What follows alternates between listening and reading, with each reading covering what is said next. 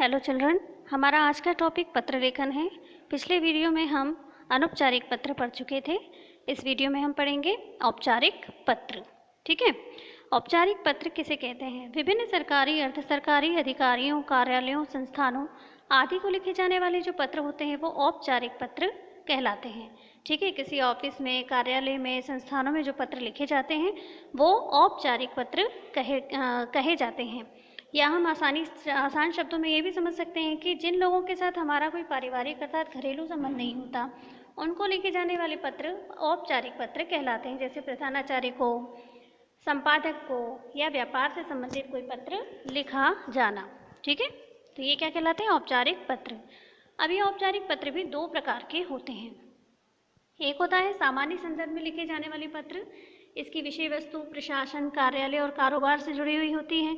इसकी भाषा शैली एक निश्चित सांचे में ढली होती है, मतलब भाषा को आप इधर उधर नहीं कर सकते, निश्चित शब्दों में ही लिखे जाते हैं।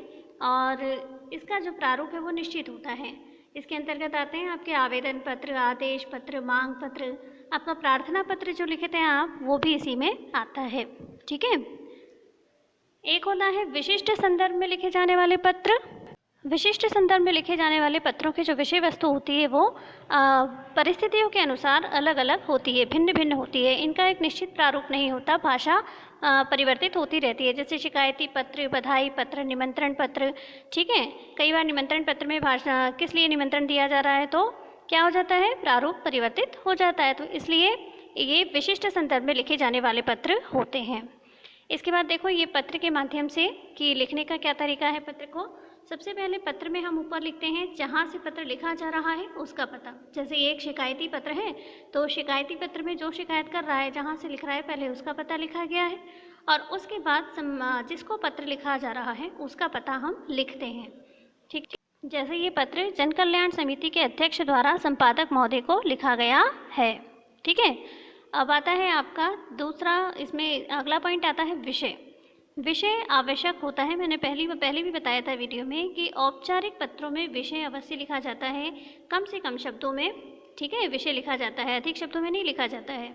फिर इसके बाद आपका संबोधन आता है कि आप जिसको पत्र लिख रहे हैं उसे माननीय, महोदय इत्यादि कुछ भी कह करके आप संबोधित करते हैं। इसके बाद पत्र आपका जो मुख्य विषय है वो प्रारंभ होता है। इसको जो मुख्य विषय हम लिखते हैं इसे ज़्यादातर हमें क्या करना चाहिए? दो अनुच्छेदों में बांट कर लिखना चाहिए। सबसे पहले अनुच्छेद में आप अपनी समस्या लिखिए कि आपकी समस्या क्या है, आपने पत्र किस कारण से लिखा है। ठीक है। तो हम क्या करेंगे? मुख्य विषय को दो भागों में बांट कर लिखेंगे।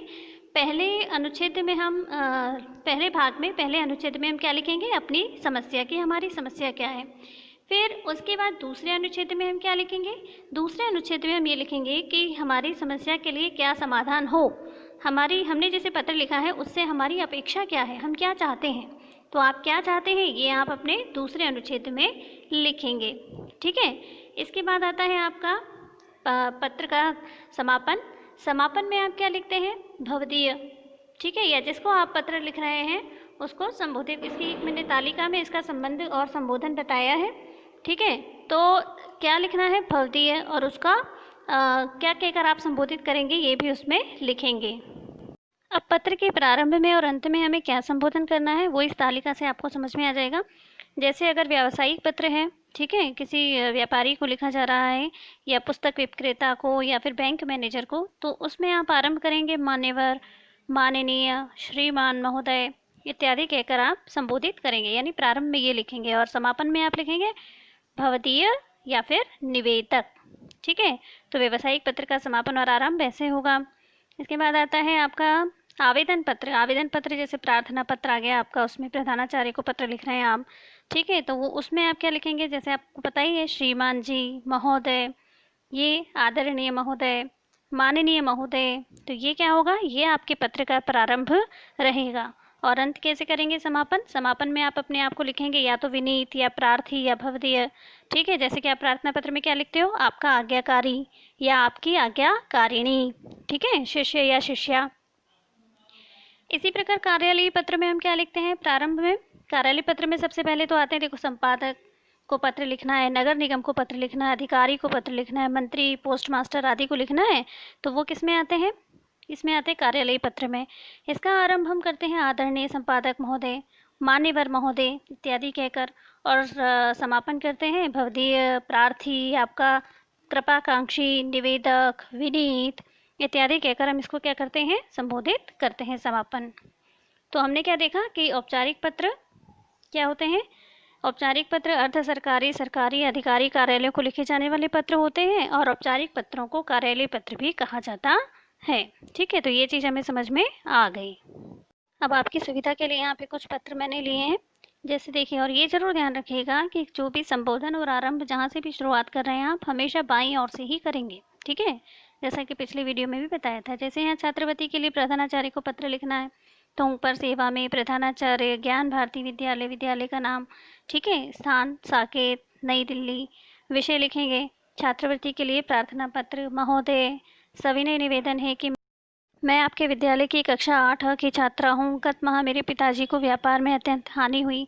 आप और भी कोई कारण लिख सकते हैं। ठीक है, तो ये सब लिखने के बाद कि भाई मैं वाद विवाद प्रतियोगिता में भी अच्छी हूँ, चित्रकला प्रतियोगिता में भी अच्छी हूँ, मैंने पुरस्कार भी प्राप्त किए हैं, यानी कि पढ़ने की इच्छा है। तो आपसे अनुरोध है कि मुझे योग्य एवं आर्थिक दृष्टि से कमजोर वर्ग के छात्र छात्राओं को दी जाने वाली छात्रवृत्ति प्रदान करें। अंत में धन्यवाद लिखेंगे।